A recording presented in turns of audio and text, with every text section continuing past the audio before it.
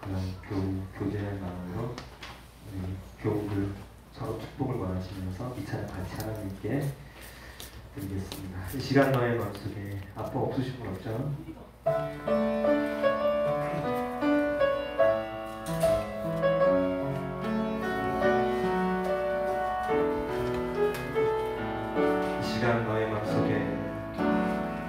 이 시간 너의 맘속에 하나님 사랑이 가득하기를 진심으로 기도해 간절히 소망해 하나님 사랑 가득하기를 하나님은 너를 사랑해 얼마나 너를 사랑하시는지 너를 위해 저 별을 만들고 세상을 만들고 아들을 보냈네. 오래전부터 널 위해 준비된 하나님의 크신 사랑 너의 가는 길 주의 사랑 가득하기를. 우리 한 번 더 드릴 때요 옆에 분들 앞에 분들 이렇게 사랑을 표현할 때 손을 같이 서로 하나님의 축복을 바랍니다. 하나님 사랑이 가득한 진심으로 기도해 간절히 소망해 하나님 사랑 가득하기를 하나님은 너를 사랑해 얼마나 너를 사랑하시는지 너를 위해 저 별을 만들고 세상을 만들고 아들을 보냈네. 오래전부터 널 위해 준비된 하나님의 크신 사랑 너의 가는 길 주의 사랑 가득하기를 축복해. 힘든 일도 있겠지 그때마다 늘 함께할게 그때마다 늘 함께할게. 네. 하나님 보이신 그 사랑으로 나 또한 너를 사랑해. 오래전부터 널 위해 준비된 하나님의 크신 사랑 너의 가는 길 주의 사랑 가득하기를 축복해. 너의 가는 길 주의 사랑 가득하기를 축복해.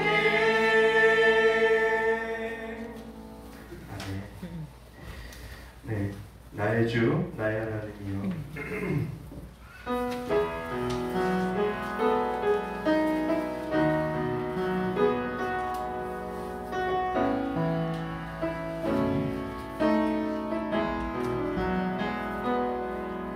나의 주 나의 하나님이여 주를 경배합니다. 주 사랑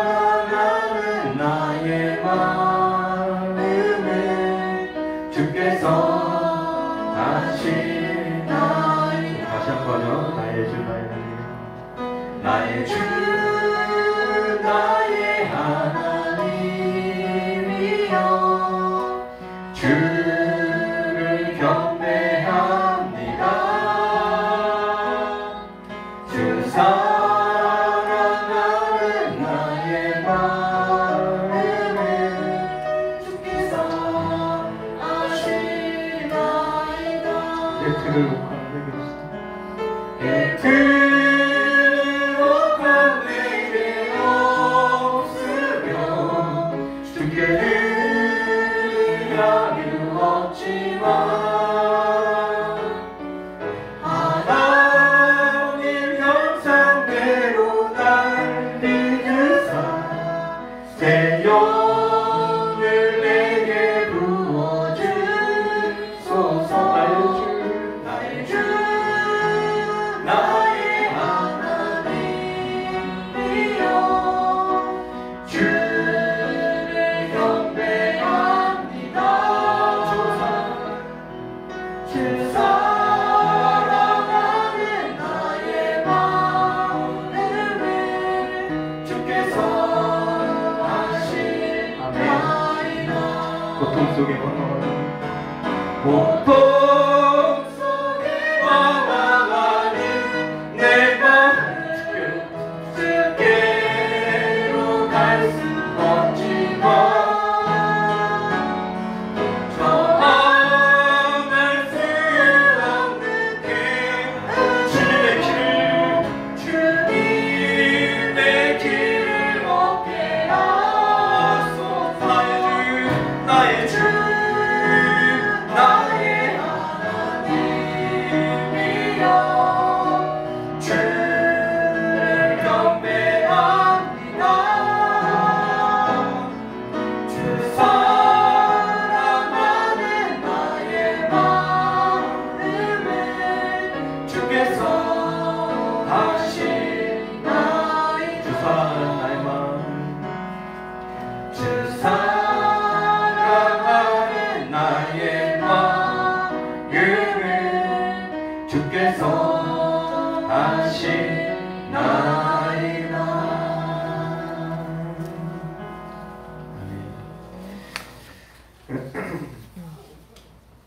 언제나 내 모습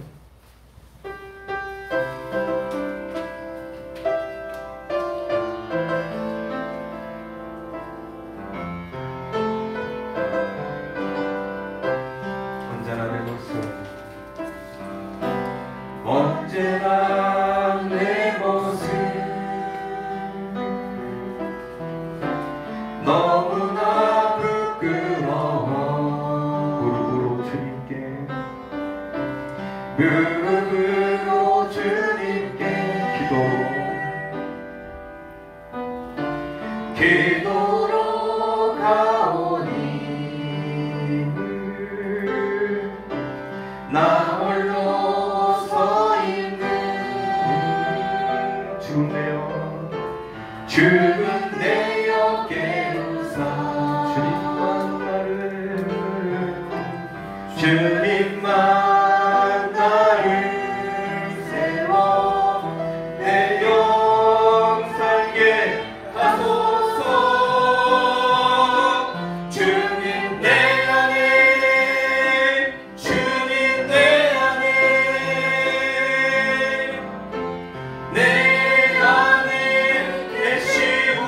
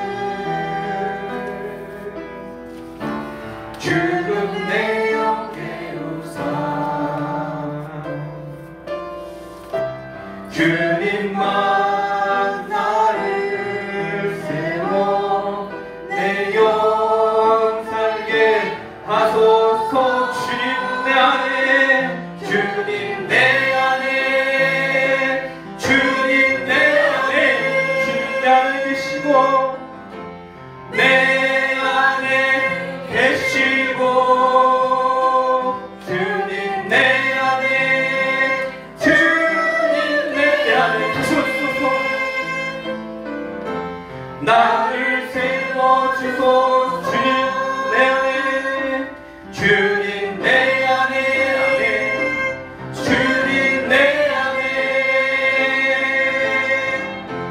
내 안에 계시고, 주님 내 안에, 주님 내 안에 나를 세워주소서. 나를 세워주소서. 주만 바라볼지라.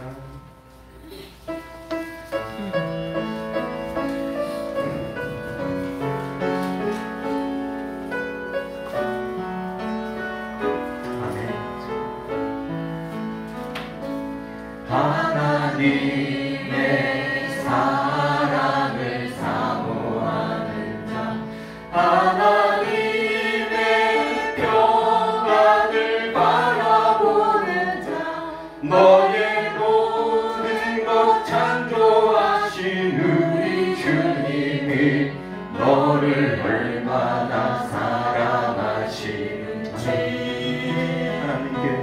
하나님께 찬양과 경배하는 자, 하나님의 선하심을 닮아가는 자, 너의 모든 것 창조하신 우리 주님이 너를 자녀 삼으셨네.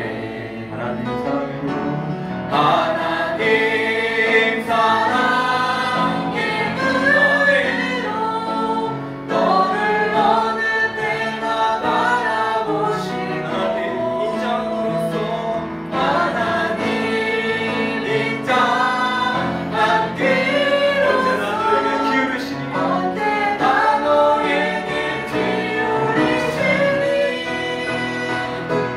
어두움에 밝은 빛을 비춰주시고, 너의 정신에도 너의 작은 시름에도 응답하시니, 너를 어느 곳에 있든지 주를 향하고 주만 바라볼지라. 하나님 사랑의 눈으로 너를 어느 때나 바라보시네. 하나님 인자 함께로서 언제나 너에게 기여해 주님 감사하오네. 어두움에 밝은 빛을 비춰주시고, 너의 작은 시름에도 응답하시니, 너는 어느 곳에 있든지 주를 바라보라. 주만 바라볼지, 주만 바라볼지라.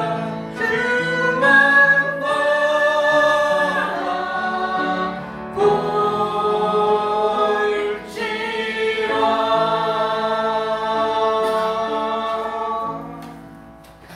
아멘.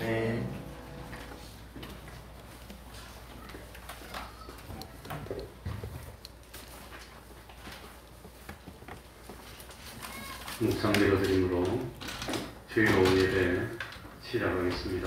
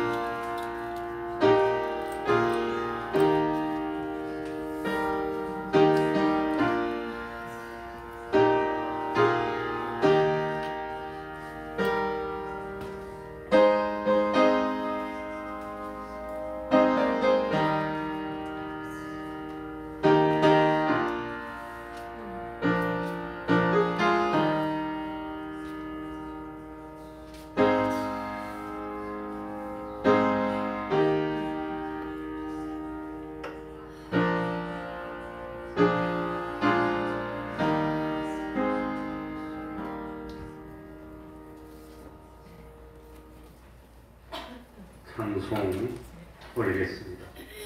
찬송가 276장입니다.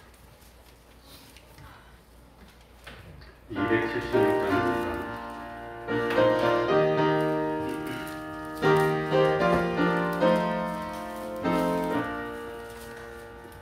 하나님의 진리는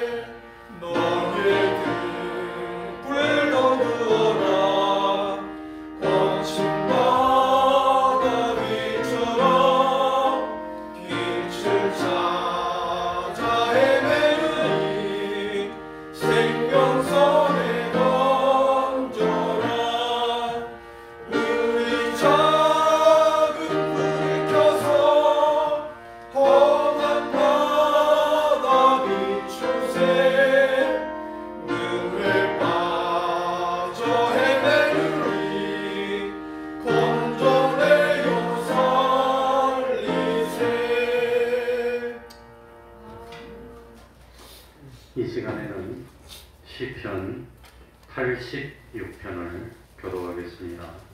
5층에 계신 분들은 다 내려오시기 바랍니다. 다음 주부터는 오후에 5층에 그 스피커를 끄도록 하겠습니다. 아이 있으면 아이도 딱 옆에 앉아서 같이 예배를 드려야지 뛰다니게 하면은 그건 올바른 방법이 아닙니다. 그러니까 다 내려오시기 바랍니다.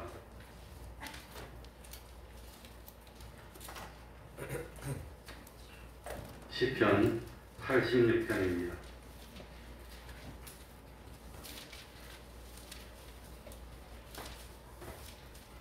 한 절씩 바꾸어서 읽도록 하겠습니다. 86편 교독하겠습니다. 여호와여, 나는 곤고하고 궁핍하오니 귀를 기울여 내게 응답하소서. 나는 경건하오니 내 영혼을 구원하소서. 내 주를 하나님이여, 주를 의지하는 종을 구원하소서. 주여, 나를 긍휼히 여기소서. 내가 종일 주께 부르짖나이다.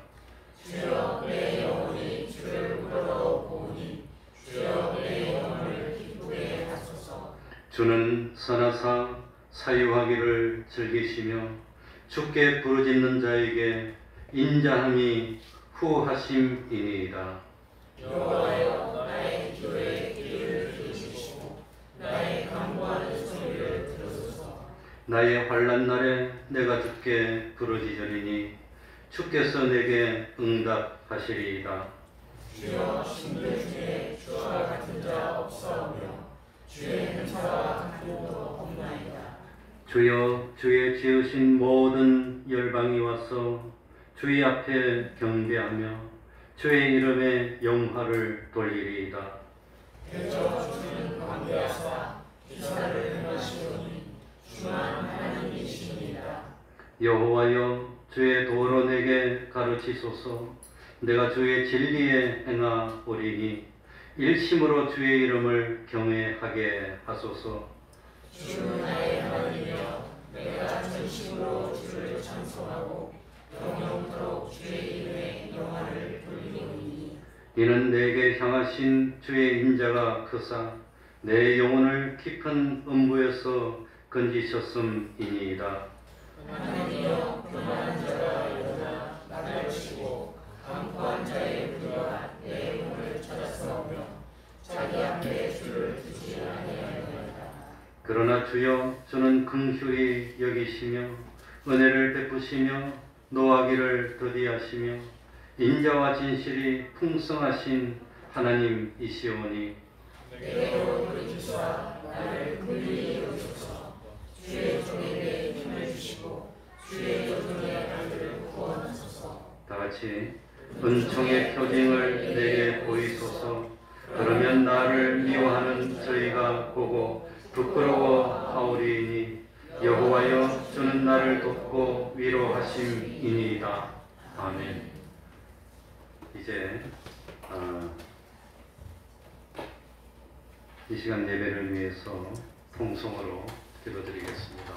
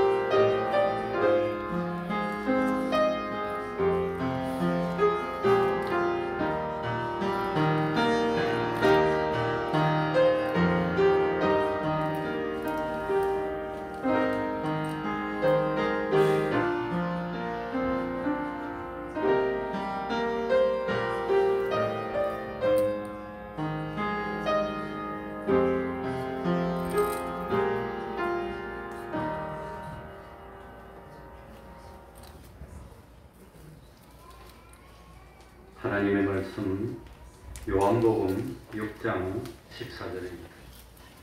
요한복음 6장 14절입니다.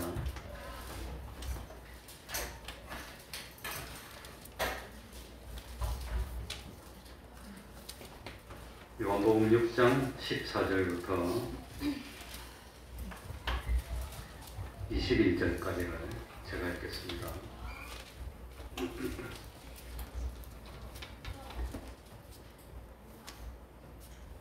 그 사람들이 예수의 행하신 이 표적을 보고 말하되 이는 참으로 세상에 오실 그 선지자라 하더라. 그러므로 예수께서 저희가 와서 자기를 억지로 잡아 임금 삼으려는 줄을 아시고 다시 혼자 산으로 떠나 가시니라. 저물매 제자들이 바다에 내려가서 배를 타고 바다를 건너 가버나움으로 가는데 이미 어두웠고 예수는 아직 저희에게 오시지 아니하셨더니 큰 바람이 불어 파도가 일어나더라. 제자들이 노를 저 10여리쯤 가다가 예수께서 바다 위로 걸어 배에 가까이 오심을 보고 두려워하거늘 가라사대 내니 두려워 말라 하신대 이에 기뻐서 배로 영접하니 배는 곧 저희의 가려던 땅에 이르렀더라. 아멘. 21절까지만 읽었습니다.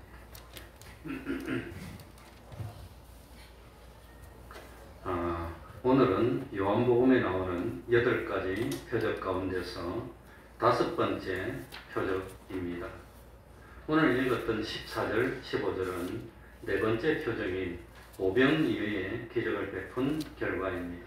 이것은 오늘 5번째 표적인 예수님이 물 위로 걸어서 오셨던 그 참 기적의 배경이 되는 말씀입니다.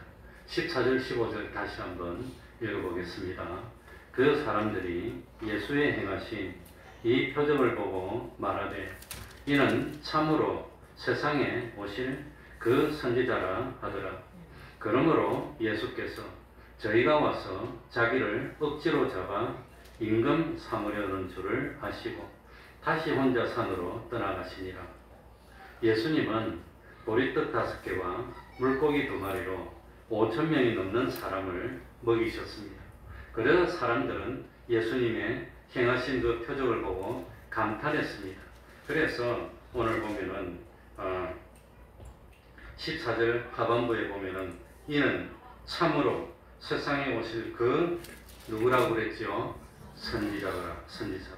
예? 참 이렇게 말했습니다. 이것은 모세가 신명기 18장 15절에 예언하셨던 그 선지자를 말합니다. 내 하나님 여호와께서 너희 중 내 형제 중에서 나와 같은 선지자 하나를 너를 위하여 일으키시리니 너희는 그를 들을지니라.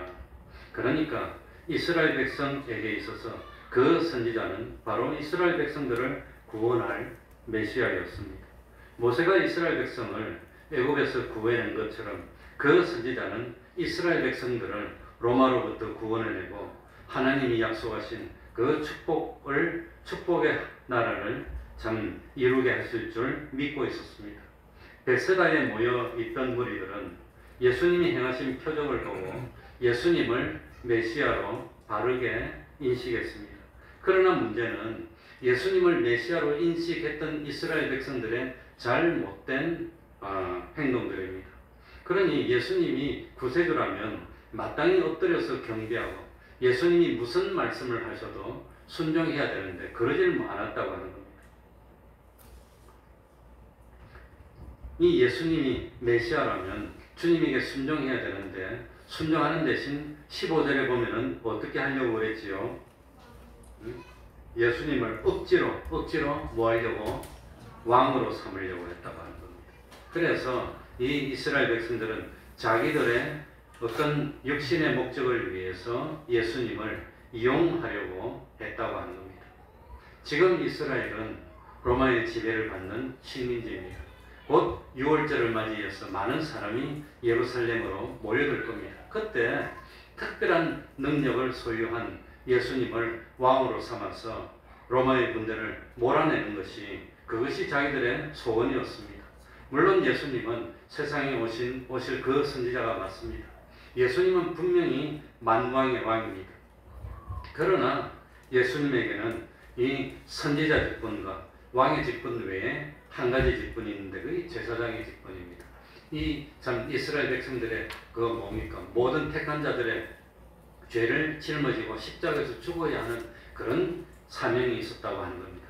그래서 우리들이 아는 대로 마가복음 10장 45절 인자에 온 것은 섬김을 받으려 함이 아니라 도리어 섬기려 하고 자기 목숨을 많은 사람의 대속물로 주려 함이니라. 예수님은 우리의 죄를 대신해서 십자가에 죽어야 하는 그 사명이 있는데 그건 모르고 이스라엘 백성들이 밥을 먹여주니까 왕으로 삼으려고 했다고 하는 겁니다. 요한복음 18장 33절에 보면 빌라도가 예수님에게 물어봅니다. 너는 유대인이 왕이 맞느냐? 이에 대해서 예수님은 뭐라고 대답합니까? 내 나라는 이 세상에 속한 것이 아니라 만일 내 나라가 이 세상에 속한 것이었다면 내 종들이 싸워 나를 유대인들에게 넘겨오지 않게 하였으리라. 이렇게 대답을 합니다. 예수님은 왕이지만 이 하나님의 통치를 전달하는 왕이지 세상에서 권세를 휘두르는 그런 왕이 아니라고 하는 겁니다. 우리는 왕의 직분이 있는데 그 왕의 직분은 어떤 직분입니까? 내가 하나님의 통치를 받아서 그 하나님의 통치를 백성들에게 전달하는 왕이지 권세를 부리고 부귀를 누리는 그런 왕이 아니라고 하는 겁니다. 그래서 예수님은 이스라엘 백성들의 잘못된 생각을 알고 있었기 때문에 거기에 피동되지 않기 위해서 제자들을 먼저 보내고 이 백성들을 흩어서 보내려고 했습니다. 그게 22절, 23절에 나옵니다. 우리 한번 같이 읽어보겠습니다. 22절, 23절입니다. 이튿날 아니네. 마태복음 14장에 나옵니다. 오늘 여기는 나오진 않네. 마태복음 14장에 보면 예수께서 즉시 제자들을 제쳐가사 자기가 무리를 보내는 동안에 배를 타고 앞서 건너편으로 가게 하시고 무리를 보내신 후에 기도하러 따로 산에 올라가시다. 저물매 거기 혼자 계시더니 그러니 우리 참 오늘 본문의 말씀은 오병이의 기적을 일으킨 그 후속에 일어났던 일입니다. 그러니까 예수님이 하신 일은 제자들을 배에 타고 빨리 보내는 겁니다. 지금 이스라엘 백성들이 흥분했습니다. 예수님을 왕으로 모시려고 했습니다. 그러니까 참 예수님은 이 잘못하면 제자들도 거기에 휘말리면 안 되니까 대우받는 자리, 사람들에게 영광을 누리는 그 자리, 거기에서 떠나게 하는 겁니다. 거기에 있지 말고 섬기는 자리로 가라고 하는 겁니다. 자기를 낮추고 부인하는 자리로 가게 하시는 겁니다. 그리고 두 번째 예수님은 무리들을 해산시킵니다. 마귀가 광야에서 예수님을 시험할 때 어떻게 시험했습니까? 왜 십자가를 지려고 하느냐? 쉬운 방법이 있는데, 어렵지 않고 쉬운 방법이 있는데 십자가를 지는 것이 얼마나 힘들고 고통스러운 방법인데 그거 말고 좋은 방법인데 그게 뭐냐? 나에게 절하면 돼. 그러면 천하의 영광과 권세를 다 주겠다고 그랬는데 참 예수님은 이 마귀를 물리쳤습니다. 그래 참 이제 마귀는 베세다에 모여있던 그 무리를 통해서 또다시 예수님의 십자가를 막으려고 했습니다. 그냥 왕을 삼으려고 했습니다. 이럴 때 참 예수님은 자기를 왕으로 세우려는 무리들을 해산시키고 제자들을 멀리 떠나게 했습니다. 그리고 세 번째 예수님은 따로 산에 올라가서 기도했습니다. 예수님은 겟세마네 동산에서도 기도했습니다. 자기의 욕심보다는 하나님의 뜻이 이루어지기를 원하는 기도였습니다. 십자가 없이 영광을 얻게 하려는 그런 참 마귀의 괴계를 다 물리치게 해달라는 그런 기도를 했을 것 같습니다. 예수님이 혼자 산에서 기도하는 동안 제자들은 예수님의 명에 따라서 배를 타고 베세다에서 가버나움을 향해 가게 됐습니다. 오늘 읽은 다섯 번째 표적은 이 베세다에서 가버나움을 향하는 도중에 갈릴리 바다, 정확하게 말하면 갈릴리 호수에서 일어났던 일입니다. 그러니 오늘 중요한 것은 뭐가 중요하냐? 이 베세다에서 제자들도 있었고 무리들도 있었는데 이 제자들의 행동과 무리들의 행동이 어떻게 다르냐? 이 제자들의 신앙과 이 이스라엘 무리들의 신앙이 어떻게 달랐는지 우리는 그걸 비교해서 봐야 됩니다. 제자들은 주님이 배를 타고 건너가라 그럴 때 어떻게 했죠? 두 글자로 순종하는 겁니다. 가라 그러니까 아무 말도 가는 겁니다. 이게 신앙이라고 하는 겁니다. 그래서 요한복음 6장 16절 17절에 보면 저물매 제자들이 바다에 내려가서 배를 타고 바다를 건너 어디로 가려고? 가버나움으로 가는데 이미 어두웠고, 그러니까 이미 어둡고 난 뒤에 출발했다는 걸 알 수 있습니다. 예수는 아직 저희에게 오시지 아니하셨더니, 그러니 제자들은 바다로 내려갑니다. 자기들이 타고 왔던 배에 올라탔습니다. 바다를 건너서 가버나움으로 향했습니다. 이 갈릴리 호수의 북쪽입니다. 오른쪽이라고 하면 모르지. 동쪽에서 서쪽으로 가는 겁니다. 이것은 예수님의 제자들이 참 예수님이 명하신 명령에 순종했던 겁니다. 오병이어는 아침입니까? 점심입니까? 저녁입니까? 오병이어의 기적을 일으킨 것은 아침밥입니까? 점심밥입니까? 저녁밥입니까? 저녁밥이지요. 그러니까 저녁밥을 먹고 난 뒤에 캄캄해집니다. 이스라엘은 아직 제가 안 가봐서 모르겠는데 적도 밑에 있던 나라들은 6시 땡 하면 캄캄해져 버려요. 6시 땡 하면 아침 6시 땡 하면 환해지고 희한하게 그러더라고. 우리나라는 이게 북쪽에 있어서 시간이 왔다 갔다 하는데 적도 밑에는 1년 360일 똑같습니다. 6시부터 6시 딱 그냥 12시간 반하고 12시간 깜깜하고 그래요. 그러니까 이 오병이의 기적은 저녁에 일어났으니까 저녁밥 먹고 그대로 캄캄해졌을 거예요. 그때 제자들끼리 배를 타고 가야 됐습니다. 제자들 마음에는 이런 의문이 있었을 겁니다. 왜 예수님은 이 찾아온 무리를 가르치고 먹이고 이제는 흩어서 해산하려고 그럴까? 왜 예수님은 이 사람들에게서 우리를 떼어놓고 먼저 보내실까? 우리가 배를 타고 먼저 가면 예수님은 우리 있는 곳에 어떻게 오시려고 그러실까? 그런 의문점이 많이 있었지만 아무 말도 안 했다는 겁니다. 그냥 가라 그러니까 제자들은 순종해서 배를 타고 떠났다고 하는 겁니다. 그런데 무리들은 흩어서 이렇게 가라고 그랬는데 무리들이 갔습니까? 안 가고 그 자리에 있습니까? 무리들은 말을 안 듣는 거예요. 그 자리에 있는 거예요. 베세다를 떠나라 했는데 무리들은 순종하지 않았다고 하는 겁니다. 22절입니다. 이튿날 드디어 밤이 지났습니다. 바다 건너편에 섰는 무리는 바다 건너편에 그대로 있는 겁니다. 배 한 척밖에 다른 배가 거기 없는 것과 또 어제 예수께서 제자들과 함께 그 배에 오르지 아니하시고 제자들만 가는 것을 보았더니 그러니 이튿날이 됐는데도 무리들은 안 가고 그 자리에 남아서 웅성웅성하고 있는 거예요. 제자들은 순종해서 떠났는데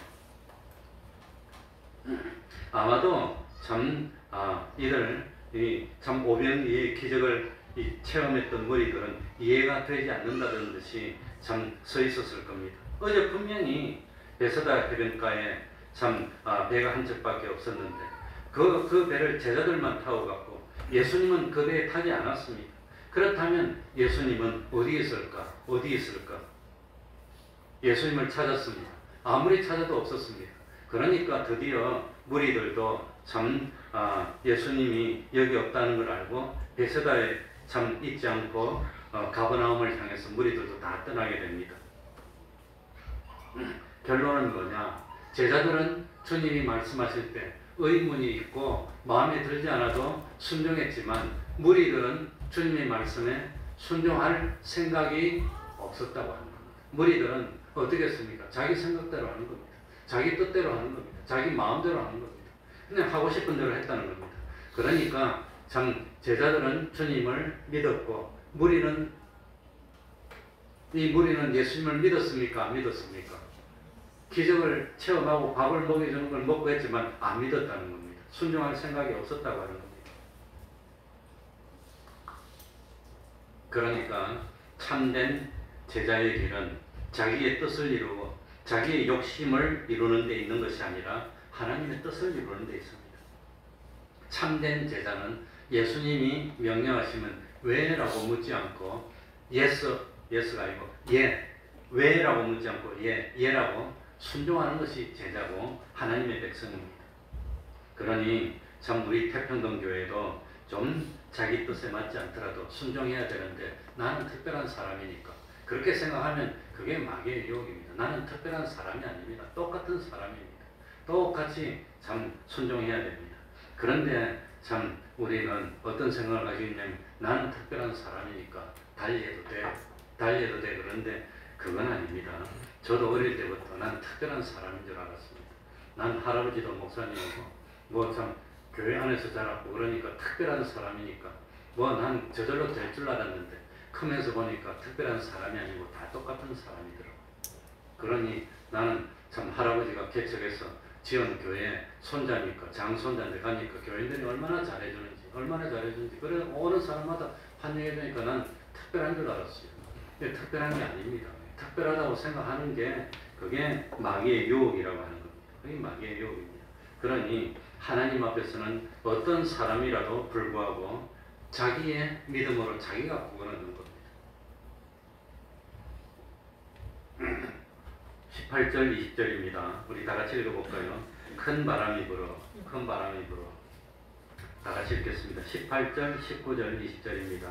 시작. 큰 바람이 불어 파도가 일어나더라.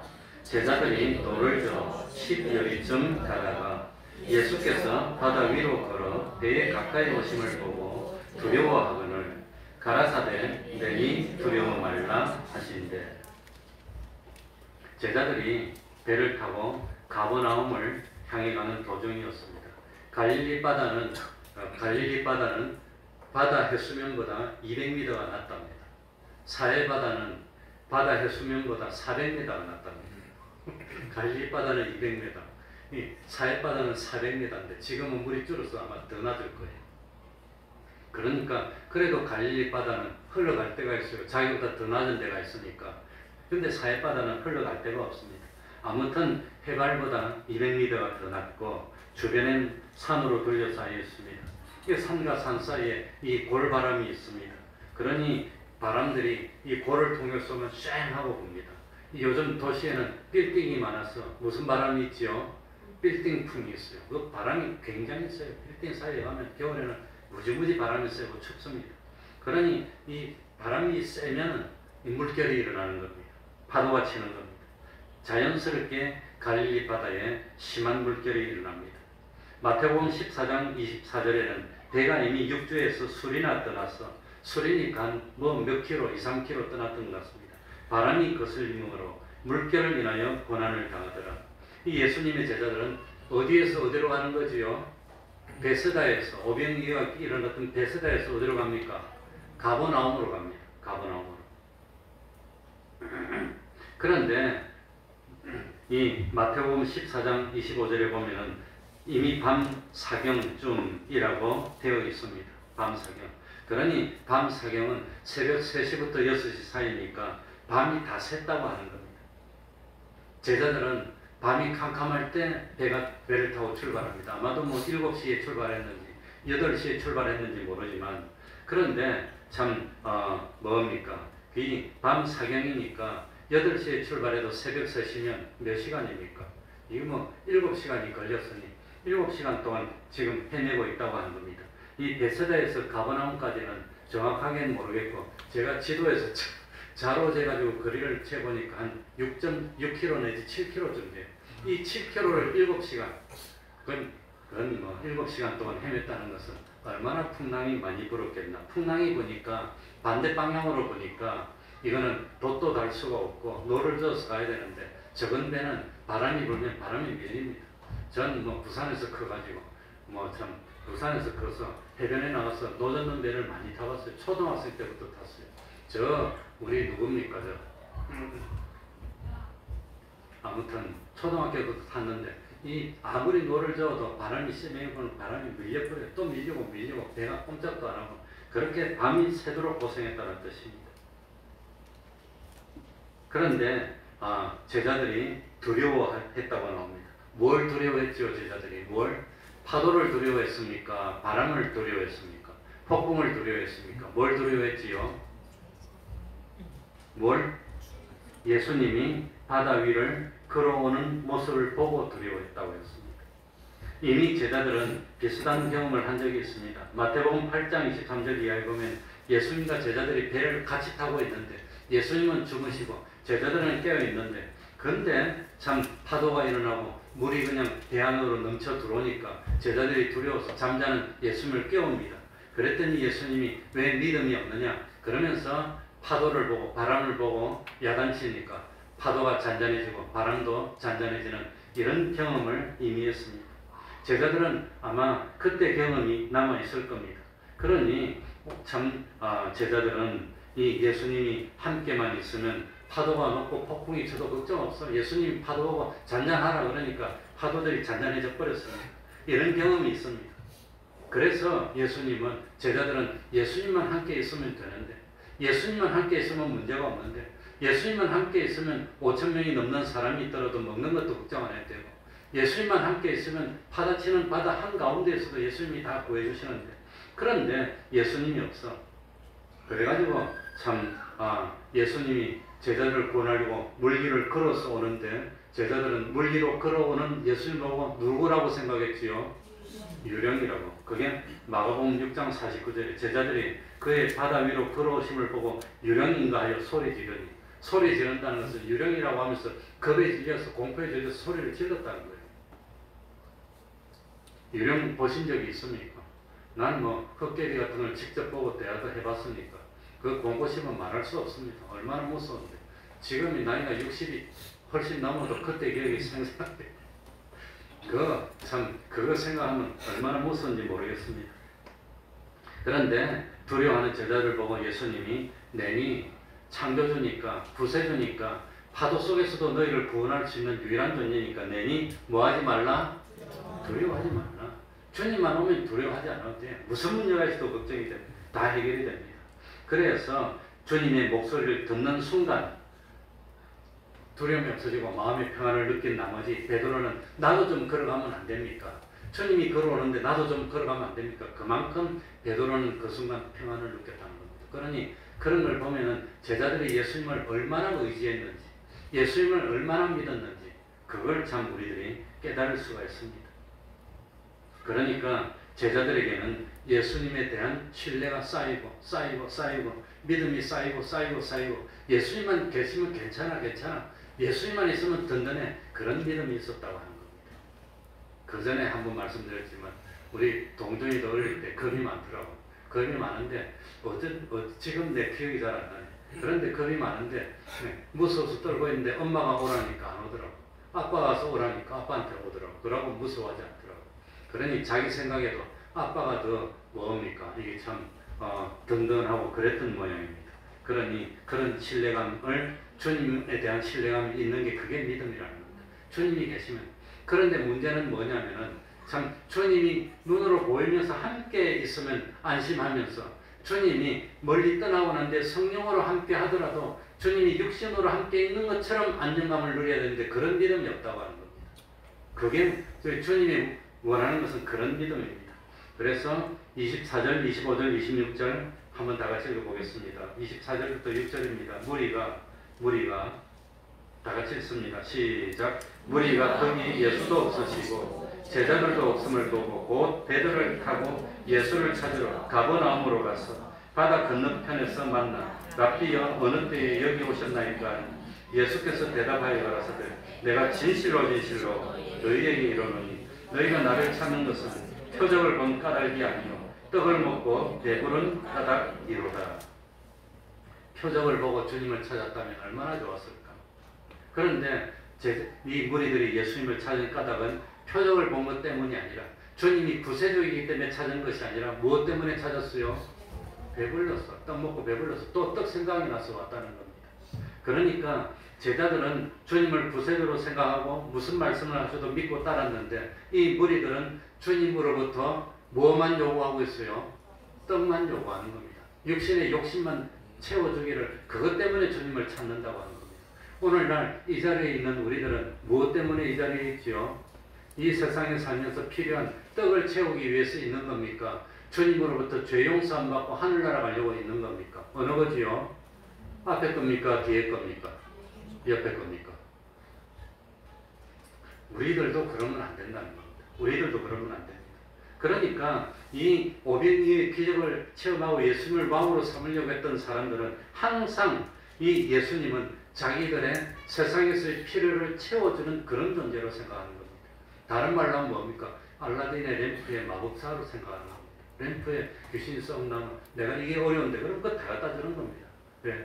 예수님을 그런 존재로 여기면 안 된다고 하는 겁니다.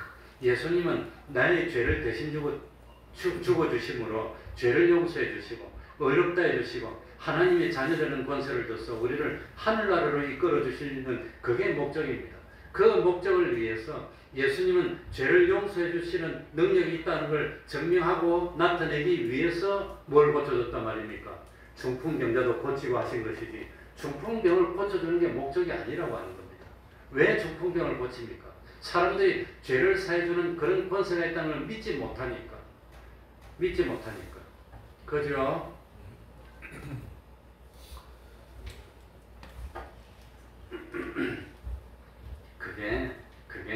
그런데 예수님은 안타까우니까 이 사람들이 믿지 못하고 지옥 갈 것이 안타까우니까 중풍병을 고쳐서라도 좀 믿게 만들어 보려는 그 심정으로 기적을 일으켰는데 사람들은 맨날 와가지고 다른 건 필요 없으니까 중풍병만 고쳐달래 그냥.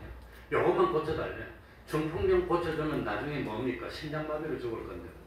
중풍은 고쳤는데 그래서 중풍은 안 왔지만 다른 게 와가지고 간이 나쁘고 허파가 나빠서 결국은 죽게 될 텐데 그걸 고치는 게 무슨 큰 의미가 있느냐는 겁니다. 그래서 오전에는 그하든지 떠나든지는 중요하지 않습니다. 뭐만 중요해요?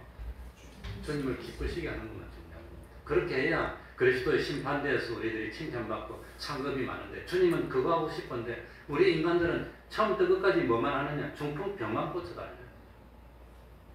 맞죠? 솔직히 말해봅시다.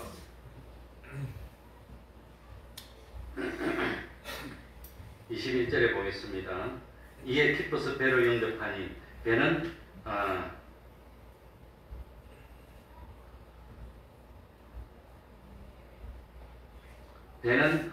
곧 저희의 가려던 땅에 이르렀더라. 그러니 여기서 제자들은 첫 번째 예수님께 뭐 했지요? 영접, 기뻐서 배로 영접하고 경배하고, 그리고 뭐 합니까? 우리 주님은 여기서 세 가지 기적을 일으켰습니다. 첫 번째는 바다 위를 걸어오시는 기적입니다. 두 번째는 어떤 일은 배에 오르자 바람이 잔잔해지는 기적을 일으킵니다. 그리고 세 번째는 예수님이 배에 오르시니까 목적하던 가버나움으로 순전히 도착하던 그런 세 번 기적을 일으킵니다. 그러니 예수님은 이 베세다의 산에서 홀로 기도하면서 그 마가복음 6장 48절에 보면 제자들이 괴로이 노젓는 것을 보시고라고 되어 있습니다. 예수님은 우리를 살펴보고 계십니다. 뭐하고 계시지요? 살펴보고 우리들이 순종하고 있는지, 참 우리들이 거역하고 있는지, 신앙생활을 잘하는지 살펴보고 계십니다. 두 번째는 예수님은 제자를 버려두지 않고 제자들이 어려움에 빠질 때 찾아오셔서 어려움을 해결해 주셨다고 하는 겁니다. 그리고 세 번째, 예수님은 참 제자들이 이 가버나움으로 못 가고 있을 때 주님이 배를 타고 결국은 제자들만 혼자 가버나움 갑니까? 예수님하고 같이 갑니까? 같이 가버나움으로 가는 그런 기적을 일으켜서 목표한 곳으로 무사히 가게 했습니다. 그리고 마태복음 14장 33절에 보면 배에 있는 사람들이 예수께 절하며 가로되 진실로 하나님의 아들이로소이다. 이렇게 참 예수님께 경배했는데 무리들은 어떻게 했습니까? 무리들은 어떻게 했느냐? 오늘 읽은 안 했지만 31절에 보시기 바랍니다. 31절에 뭐라고 기록된 바 하늘에서 저희에게 뭘 주어 먹게 하였다는 것 같이 떡을 주어 먹게 하였다는 것 같이 우리 조상들은 광야에서 무엇을 먹었나이다? 모세가 선지자였는데 모세는 이스라엘 백성들을 이끌고 광야 40년 동안 떡을 먹어주지 않았느냐? 예수님도 그 선지자라면 모세처럼 우리에게 어제 저녁 한 끼 먹어줬는데 계속해서 떡을 먹여달라는 겁니다. 그런데 계속해서 떡을 먹었던 이스라엘 백성들은 불순종하다가 다 어떻게 됐습니까? 광야에서 쓰러졌는데 이스라엘 백성들도 떡만 얻어먹고 떡만 요구하다가 광야에서 다 쓰러지는 그런 경우를 당할 거냐고 하는 겁니다. 그러니 이스라엘 백성들은 우리 예수님이 오병이의 기적을 일으킨 걸 보면서도 예수님을 경배하려고 하지 않았습니다. 예수님의 말씀에 순종하려고 하지 않았다는 겁니다. 그런데 참 이 예수님의 제자들은 예수님의 말씀에 순종하고 예수님에게 경배하는 그런 믿음을 가졌다고 하는 겁니다. 그래서 이 오병이의 기적을 참 경험했던 사람들은 나중에 참 세상에서 자기들이 어려워질 걸 생각해서 예수님을 십자가에 못 박게 해달라고 고함지렸고 제자들은 끝까지 주님을 위해서 순교로 승리하는 참 믿음의 승리를 하는 사람이 되었습니다. 우리들은 어떤 사람이 되어야 됩니까? 끝까지 광야에서 모세가 떡을 먹여준 것처럼 떡을 먹여주십시오. 그것만 원할 겁니까? 제자들처럼 경배하고 순종하는 믿음을 가질 겁니까? 어느 걸 원하지요? 제자들처럼 예수님께 경배하고 순종하여서 결국은 세상에서도 높임을 받고 구원에도 성공하는 우리가 되어야 되겠습니다. 기도하겠습니다. 하나님 아버지 감사드립니다. 끝까지 참 세상에서의 육신의 욕심만을 이루려고 하는 어리석음을 범치 않도록 하여 주시고 그것보다도 썩은 것을 심어서 썩지 아니할 것을 수입으로 삼는 그 믿음을 가지는 저희들이 될 수 있도록 은혜 베풀어 주옵소서. 하나님 아버지 참 주님의 기적을 받던 무리들은 결국은 참 대체로 주님을 영접하지를 못했습니다. 주님의 말씀에 순종하지도 못했습니다. 끝까지 세상 욕심만을 채우려 하다가 실패하고 말았습니다. 그러나 제자들은 믿음이 참 장성했고 여러 가지 시험의 연단이 있었지만 결국은 다 순종으로 승리하고 순생과 순교의 삶을 살았습니다. 하나님 아버지 덧없이 지나가는 이 세상 걸음에 참 보이는 것이 전부가 아니라 보이지 않는 것이 있다는 사실을 깨닫도록 하여 주시고, 참 이 보이는 것을 심어서 지금 육신의 눈으로는 볼 수 없지만 장차 우리가 가서 살게 될 하늘나라를 예비하고 준비하는 삶을 살게 하여 주옵소서.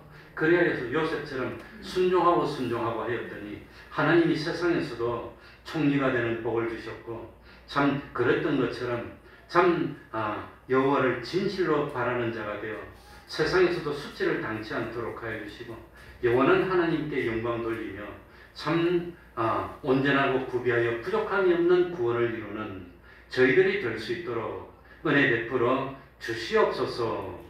예수님 이름으로 기도하옵나이다. 아멘. 찬송 올리겠습니다. 찬송가 338장입니다.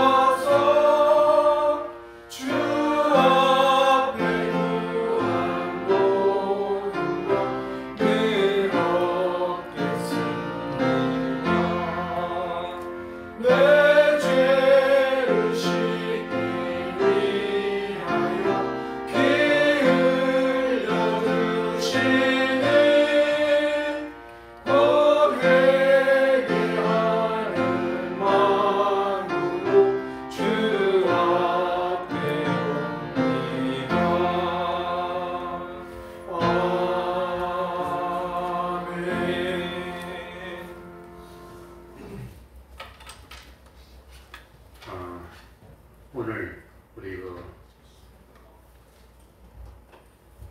생명의 찬양 시간에 프로젝트가 안 돼서 좀 불편했는데, 지금 프로젝트 자체가 고장난 건 아니고 이 컴퓨터하고 프로젝터를 연결하는 연결이 잘 안 돼서 프로젝터를 쏘면 이 입력되는 시그널이 없다고 그 문자가 나옵니다. 입력된 신호가 없습니다. 이렇게 나오고 있어서 내 실력으로는 아무리 봐도 그걸 고칠 수가 없어요. 이 연결 부위가 왜 그렇게 안 되는지 모르겠고, 저게 뭐 영상 분배기가 있는데 영상 분배기에 꼽는 이 플러그가 다 찌그러져 있어요. 망가졌어. 망가져 있는데 어쨌든 그걸 좀 그게 통해 좀 저희가 있고 잘 아는 그런 분이 있으면 좀 소개시켜줘서 고쳐서 빠른 시간 안에 다음 주이라도 이게 제대로 좀 작동되겠으면 좋겠는데, 그런 분이 있으면 좀 소개해 주시기 바랍니다.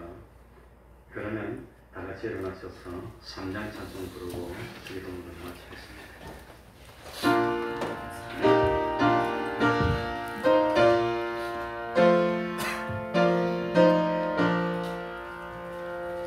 이 천지가 난